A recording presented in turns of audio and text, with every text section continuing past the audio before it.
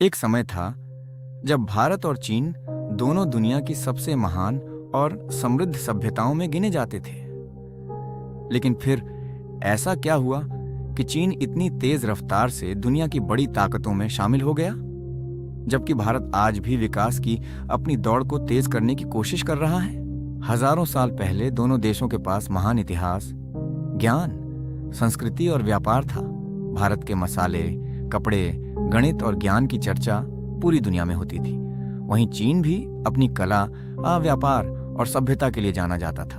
लेकिन इतिहास ने दोनों देशों के रास्ते बदल दिए। भारत पर लंबे समय तक विदेशी शासन रहा, जिसने उसकी अर्थव्यवस्था और विकास को गहराई से प्रभावित किया।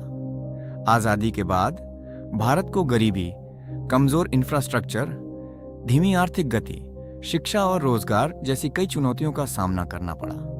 वहीं चीन ने भी संघर्ष और कठिन दौर देखा, लेकिन उसने अपनी दिशा बदलने का फैसला किया। चीन ने उद्योग निर्माण और इंफ्रास्ट्रक्चर को अपनी सबसे बड़ी ताकत बना लिया। धीरे धीरे चीन दुनिया की फैक्ट्री बन गया।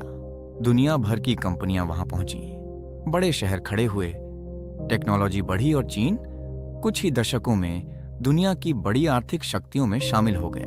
दूसरी तरफ भारत के पास भी बहुत बड़ी ताकत रही, युवा आबादी, प्रतिभा और विशाल बाजार। लेकिन लंबे समय तक कई व्यवस्थागत चुनौतियों की वजह से भारत की विकास यात्रा उतनी तेज नहीं हो पाई जितनी हो सकती थी।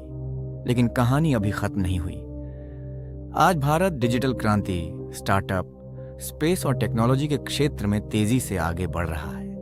लेकिन अभी भी भारत को विकास की अपनी मंजिल तक पहुंचने के लिए लंबा सफर तय करना है। वहीं चीन को भी अब नई चुनौतियों का सामना करना पड़ रहा है, क्योंकि इतिहास का सबसे बड़ा सच यही है, पुरानी महानता से भविष्य तय नहीं होता। भविष्य उसे मिलता है जो समय के साथ खुद को बदलता है। भारत और चीन की कहानी सिर्फ मुकाबले की नहीं, ये दो सभ्यताओं, दो सोच और बदलते समय की कहानी है। अब सवाल ये है, आने वाले समय में कौन अपनी ताकत का सही इस्तेमाल करके दुनिया में सबसे आगे निकल पाएगा।